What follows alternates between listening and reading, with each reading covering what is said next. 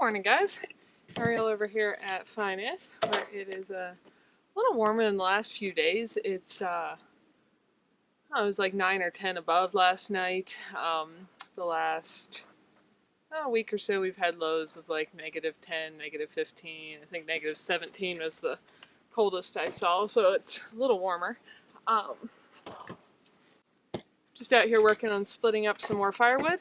I do usually try to have this accomplished before it's winter, but this fall, due to being out of town a bunch of times for multiple different reasons, it didn't happen. So I got all of my rounds. If you were watching videos in the fall, you probably saw that. Got all my rounds put into this stack right here that you can see the remains of and covered. And now I am actually getting it all split. Over the last few days I've filled most of that wood bin. I'll show you guys in a minute here. And I've got a little bit left to go. It's going to be full before I quite get through this whole pile. So I'll have a few extra rounds left, but that was my plan. I like to have a little extra just in case. You never know what the winters are going to do here. It's going to be colder than normal. And if nothing else, it's leftover wood is a start on next year's wood supply. I know I get lots of comments about all kinds of things every time I do a video about wood splitting, what wood I burn. I've got videos on that, on the wood stove. You can see my pieces are pretty small. Yes, this is an axe, not a splitting maul. My pieces are so small that most of the time, except for when there's big knot in the bottom, I'm laughing at Burley chasing his own tail in the snow behind the camera. It's just, it would be more work to swing a heavier maul than it is to just use this little axe, because the chunks are so very small for my tiny little stove. Anyway, and yeah, I could use some kind of a tire. Problem with smaller chunks, even though they're easier, is just sometimes have to split through the middle of a knot to make it fit in the stove. Anyway, I could use a tire or something to keep pieces from falling on the ground, but I kind of view that as my automatic flexibility exercise, so I don't worry too much about that. Anyway, that's what I'm doing. I wanted to do a little chat on just some thoughts about stuff around here that weren't my particular topic heading. You'll probably see Burley in and out of the picture here in a minute. He loves to chew on the bark as I throw it away here. But at the moment, as I said, he's chasing his tail over in the snow behind you.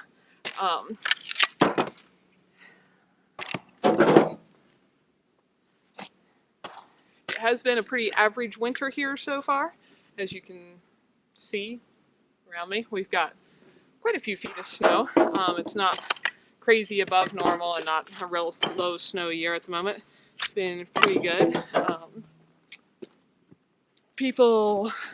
I get a lot of comments where people are wishing me a good and easy winter, which is kind and thoughtful for this area anyway, because it is winter so much of the year.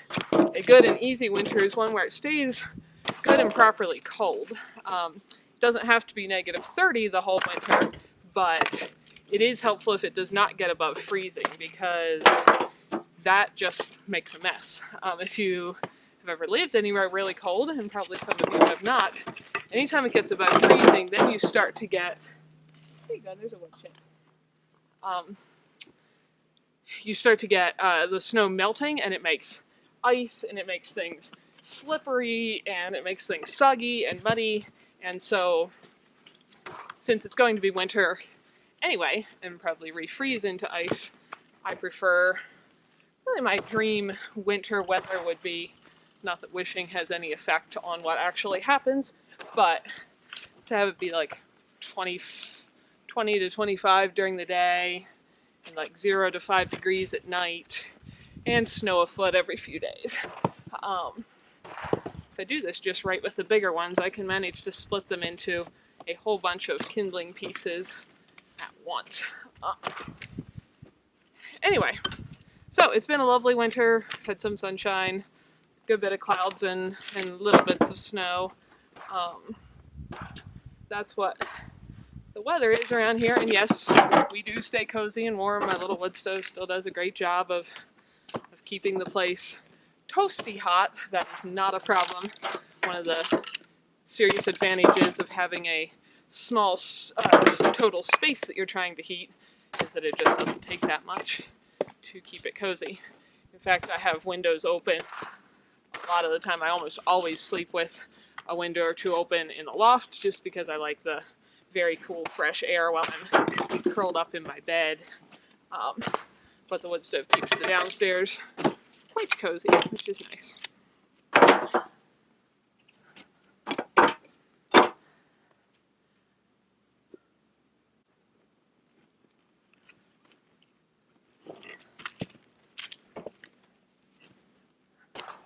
I hope you folks are all enjoying your start to winter season, whatever that's like in your area, and not finding yourself too stressed out by any holiday goings on. Hopefully they're all enjoyable.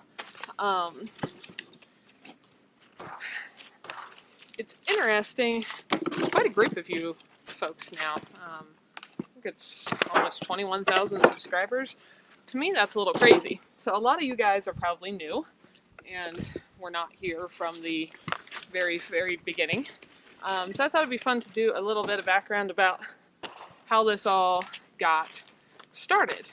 I've got videos on why I moved into Tiny and such, but as far as having a YouTube channel and such, because somebody had asked me in a comment the other day, what direction did I want this channel to go? And I thought that was an interesting thing to think about.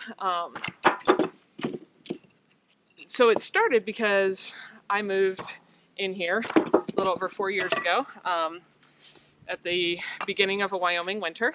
And if you're gonna go off grid in a cold place, right at the start of winter is probably not what I'd pick as the most optimal time to do so, but that's what I did, and it worked. Obviously survived, and I'm still alive to talk about it. So anyway, there was a few things I had questions about how to do or how to set up and so on that I couldn't easily find answers to online. I'm sure other people have done them before and such, but I wasn't easily finding anyone who had written specifically about them anywhere that I could find the information. So I thought, well, there might be another person or two who tries to do something similar at some point. So if I'm going to do things and learn them the hard way, I may as well write them down so that somebody else could find this later and benefit from not having to do those things the hard way themselves. So it started out with a blog. I like writing, not like a book, but I've always liked just, I guess, a style that would fit more with blogging. I've journaled for most of my life. I think since I was 12 years old, I've had a journal off and on, just a personal one, not for public consumption. But anyway, so that was fun. And obviously I like taking photos. So it started out with a blog with words and then photos of different things. That there was already with the blog way more people interested in reading it than I had ever dreamed. I mean, hundreds and then thousands. But videos just, it's still, I wouldn't consider it as really my thing, but there was a couple things I was trying to illustrate or answer questions to that were more easily shown rather than described. So I had done a video or two just for a few of those specific things and just linked to them from the blog. And then I realized how many more people watch videos than read. And part of me, I'll be honest, wanted to tell everybody that's stupid. If you want to learn things, learn to read, because I do love to read. It's just so much fun. In fact, I listen to a lot of books when I can't actually read. Like if I'm not filming a video while splitting wood, what I would do instead is be listening to an audiobook.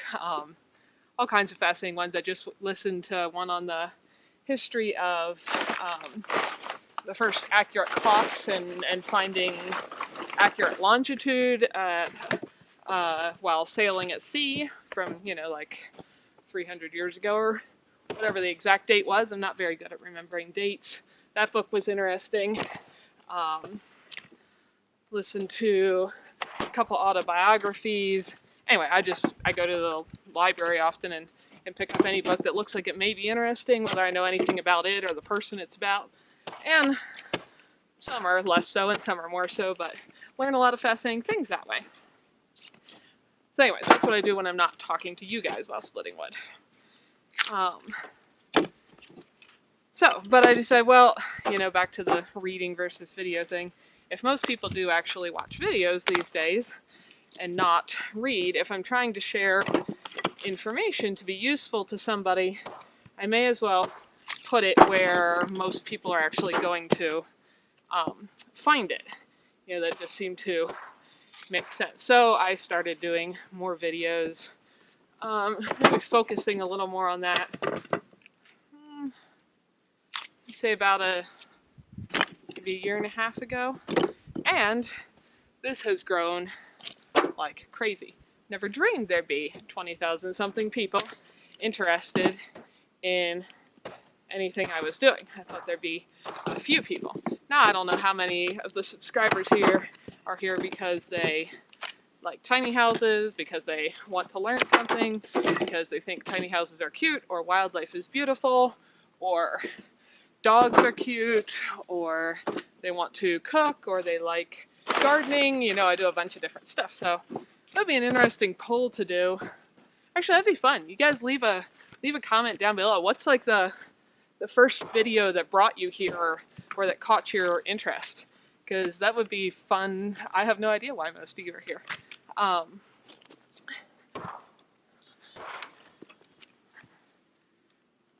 So anyway, it is continued to grow, but as far as what do I want it to do, my root goal was to share information. I certainly don't know everything. In fact, there's an awful lot of things I don't know, but I do know a couple things, and so I thought I'd try to at least share those. So my goal is that somebody learns something that's helpful or useful or interesting or benefits their life or something like that. My goal has never been, and it's still not, to... I've had people say, what are you doing to grow your channel? I don't really care about that. I hope if you're here because you want to be and you appreciate or value something you find here. And if you don't want to be, good night. There's like millions and millions and millions of hours of video out there. Go watch something else. That's fine. But I hope that the people that are here because they're interested. So I don't really care how big or small it is. I just hope that the people that are here value being here. That's all. I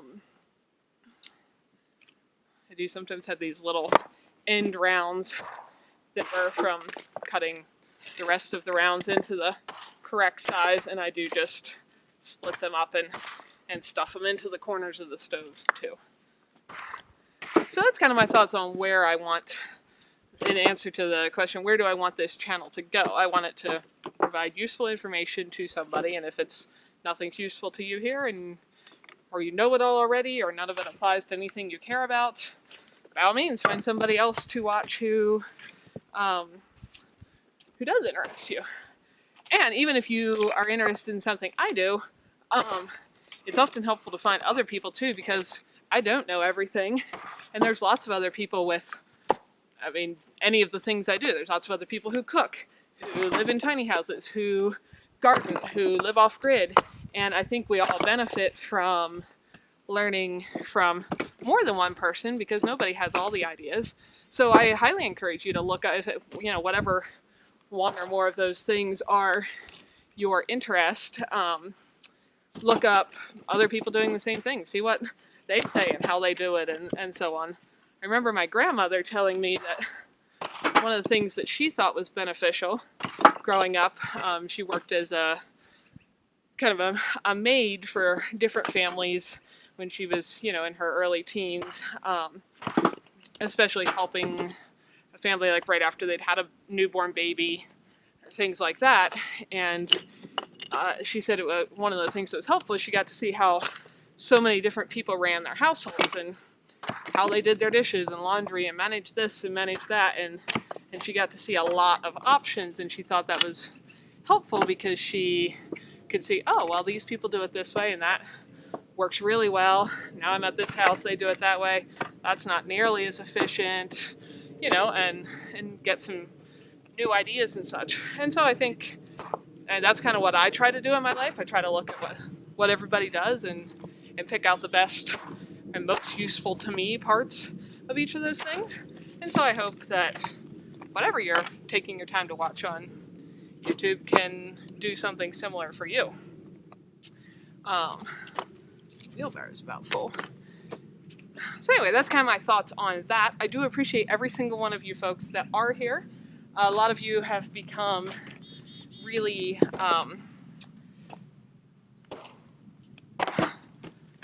I guess not everyone has become personal friends by any means, just because I don't have time. But some people have become personal friends, and that I have gotten to know, you know, through this kind of thing, and then just a lot of people that are really kind. One of the things that constantly amazes me, guys, is I look around at Burley's over there bird watching now. At other channels just in general, and I see a lot of, if you look at the comment threads, which is generally a bad idea, there's just a lot of really rude and inconsiderate people out there, and it happens here occasionally. If somebody's being rude to each other, I try to catch it and stop that. I've only had to do it a handful of times, and I don't see everything right away. I'm just one person, but what amazes me constantly is that most of you guys are so incredibly nice and kind and thoughtful and considerate of each other and polite, and that's really awesome. And I think it would help if everyone who was interacting with people online would remember that, yes, this is online and not face-to-face, but there are people with faces behind all this stuff. So whoever you're addressing your comments to, those are real people too. If you wouldn't say it to them in person, it probably doesn't need to be said via an online format either. Anyway, oh yeah, and on the topic of how many people there is here, I do try really hard to read and reply to people's comments, especially anybody who has a question about something they're trying to figure out that relates to something I know. I get tons of personal messages via, you know, Facebook and Twitter and email and all of that, and I do my absolute best to read all of them. Facebook makes it difficult sometimes. They don't always show you things. They have their own system for deciding what they think you care about, and so sometimes they put things in folders you can't even find, like spam and such. Not just message requests, but just the other day I found there was a spam folder, which I still don't know how to get back to. And there was messages in there from some people I would have loved to reply to like 2 years ago, and I never saw the message. But presuming I can find the messages, I do read them all. I do my best to reply to them all. Hi, baby boy. Hi. You gonna come help? Yeah. Gonna say hi to everybody? But I get so many, and I am just one person. I apologize, folks, but I am usually months and months behind on that. I just, sometimes it's overwhelming. You know, so many of them are such nice and thoughtful messages. I just, that's been my own kind of personal struggle too. I like to be on top of everything and have everything done all the time, and it's something I've realized I will never be caught up on. And I only get further behind, and I will do my best, and I want you all to know that I do appreciate them, I do read them, and when I get a chance, I will reply to you folks. But yeah, it gets difficult for one person to keep up with 20,000 something people. I don't think I can put any more wood on there. I'm gonna have to move the camera.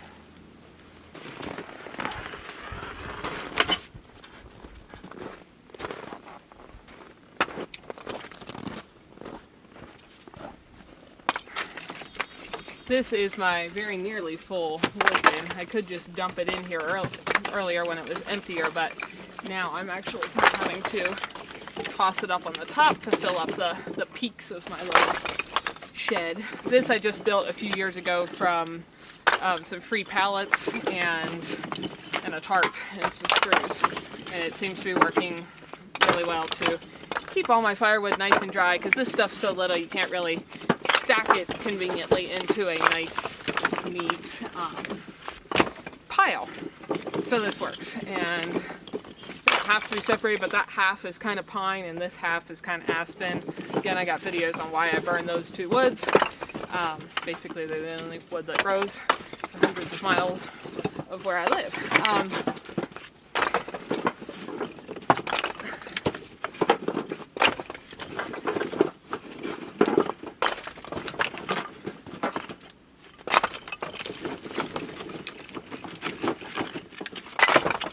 So anyway, back to the messages thing. Just please know I appreciate them. I do read them unless Facebook hides them from me, and I will get to them at some point.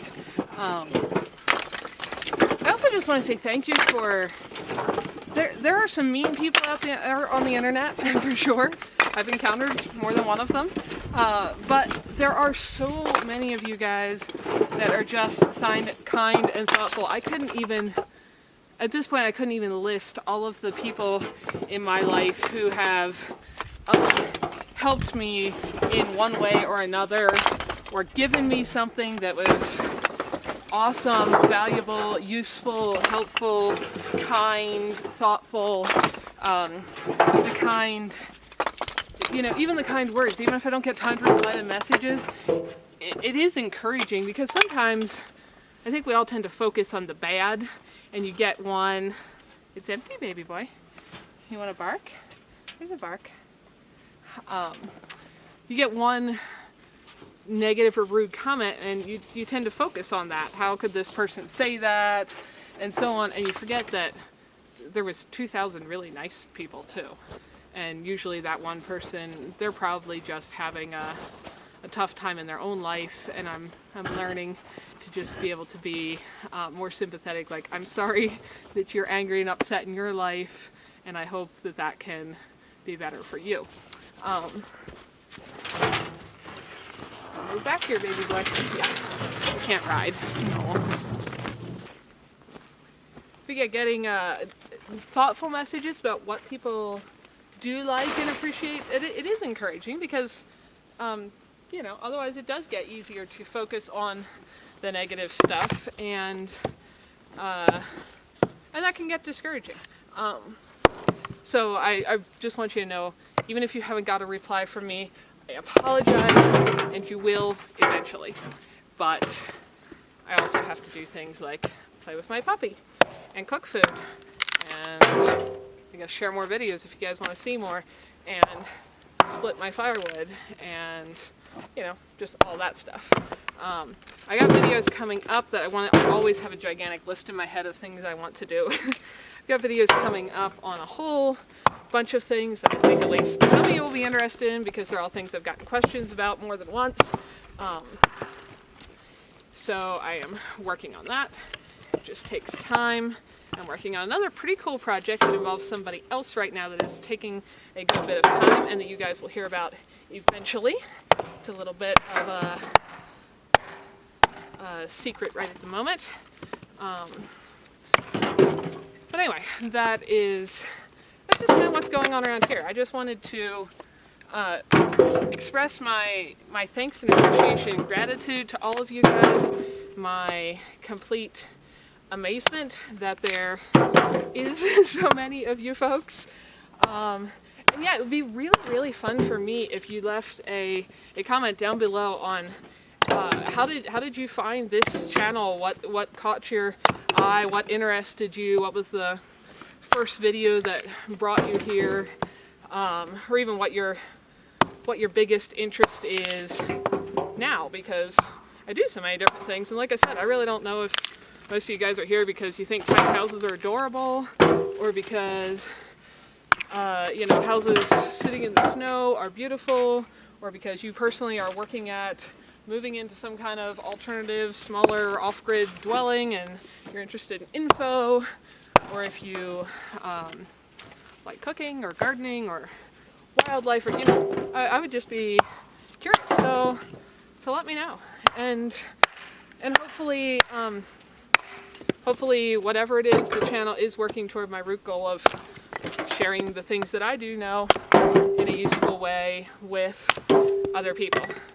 And again, I highly recommend finding other people to learn from as well, because I don't know everything. I just try to share what I've learned from my life and my experiences. So that's just what I'm up to today. Now I'm going to turn the camera off and go back to listen to my book. Have a great one. Thanks for watching, folks. If you're interested in more info on my off-grid tiny house life, check out some of my other videos here. And if you like what you're seeing, click the little picture of my house to subscribe and then hit the little bell so YouTube actually notifies you every time there's a new video available. See y'all next time.